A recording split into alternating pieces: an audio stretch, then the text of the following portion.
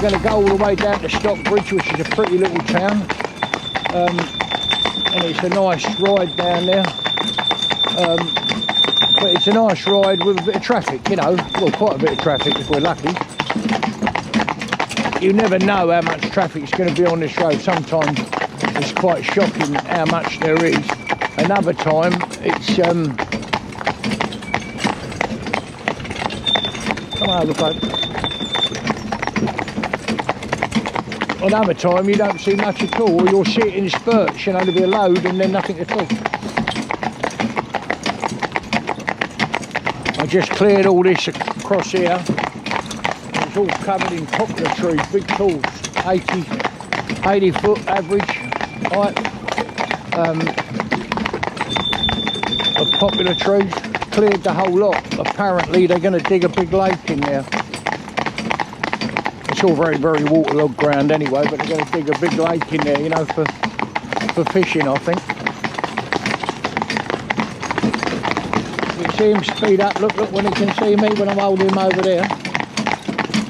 And that's quite, I'm not saying how skillful I am, but I can turn him over and let him get on, and, you know, with my other hand, although the range is connected, I can get, because I've worked with Cloud for a while now, he'll just keep his head straight and go. When I bring this one over here, you know, to look that way. And well, once I keep his head straight, keep his body straight, the line straight, and won't let this one actually turn that way, do you know what I mean? It just, you know, just hold that pole chain over a little bit so he can't turn it. Just so no, he just wants you to turn your neck, not turn the cart, you know. So I'm going to give him a canter now. Hey, squat, squat. Hey, hey, hey, canter. What? And the same applies. But I've got to be able to stop them on a 6-foot, so we get on this flat here. Come up there. Good boys. Whoa. And then they've got to stand quiet for me. But see, they've only got a bit of rubber in their mouth. They haven't got a lump of iron, a curb chain underneath, putting tremendous pressure on their jaw, which is truly unbelievable. And, you know, when people say it's pressure and release, it's pain and release. Make no mistake. You know, if you put it up your arm, and if you put the bit on there, yeah, and the curb chain underneath, and just twist it like that, make a man cry. Do you know what I mean? That's why I believe in me rubber, because if he'd do what I want him to do, as green as he is, how long's he been here, Ray? This one? 3 weeks. 3 weeks, just over 3 weeks. He's been here and he's doing this and he's happy. Walk on, baby. Walk. He could walk. And he's happy doing it, you know, with a rubber bit. Well, that's lovely. And you know, whether we drive stallions or stallions and mares mixed or whatever, they're all in rubber bits. Because all that,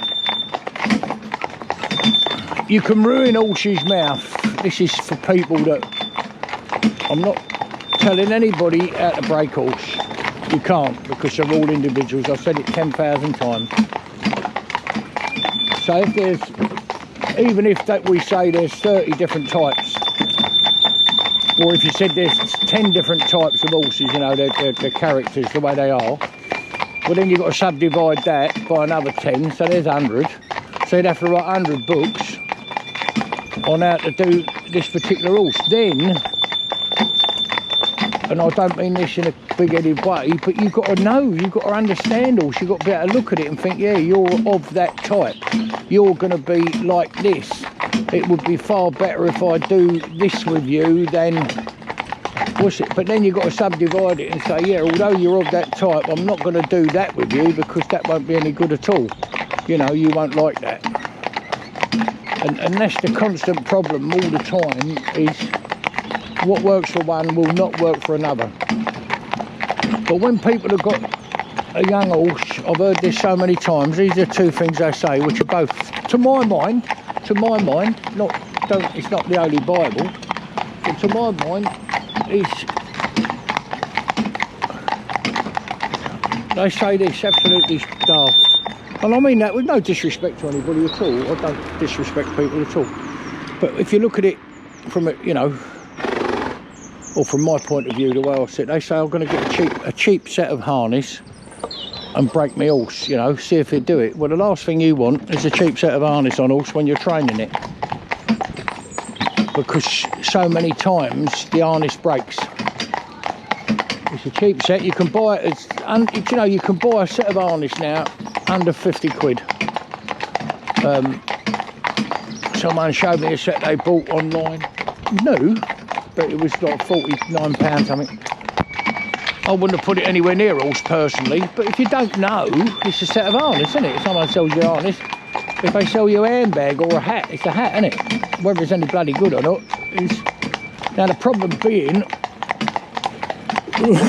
that's one thing they do, and then they put the biggest lump of iron in its mouth you've ever seen, and then say, which I think is another daft thing, I've heard this one, they say, oh, we'll start them off in a, you know, in a Liverpool or a this or that, you know, a cantilever bit with a curve chain, and then when they're done and they're all right, I'll put them in a, well, that's like, to me, I'm not saying they're wrong, for them it is right, that's the way they do it, lovely. If it works for them, it works for them. For me it wouldn't.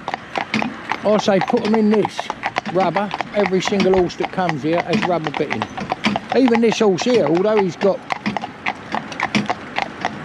this horse Cloud, if you look, he's got a shank bitting. Can you see? Like if I turn his head there, you can see it, right? A Liverpool. But we got him on the ring, but it's a rubber Liverpool. The actual bit in his mouth is rubber. But it's a little bit denser rubber. It doesn't bend as much as this bit. And the only reason it's in there, his lips, I'll show you when we get back, it's interesting. His lips, just in the crease of it, you know, where the bit lies, the pigment comes out. He has a reaction to the rubber. It's the only one I've ever seen in my life. So we can't put a cheek guard on him. See, this horse got a cheek guard on, yeah, which is rubber. If you put one on Cloud, the pigment comes out, and it don't hurt him. He don't scratch it. He don't do anything, but it goes pink. You know, takes the pigment out of his skin. So he just has a reaction. So that's why we put that one in Cloud. So he's got the disc, if you like, the circle part of the Liverpool bit.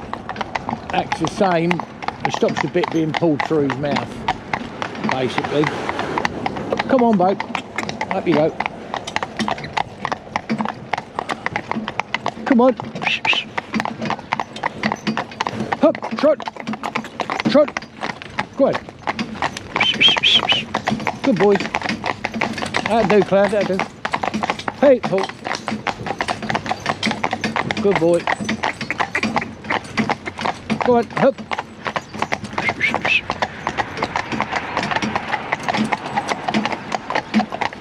That there was a lovely thing to do. We just come away on a hill, you know, which is all part of the training. So I asked them when they're walking steady to come to a trot. And my Cloud then, the other little fella this side, the youngster, didn't get it. You know, he didn't pick up quick enough. So my Cloud just bounced into the collar couple of 3 times, you know, give it a jerk out a couple of 3 times just to keep it going up the hill. Incredible how they learn. And I never asked him. I said, steady mate, that'll do, you don't need to do that. But he thought I'd better help this horse up here a bit.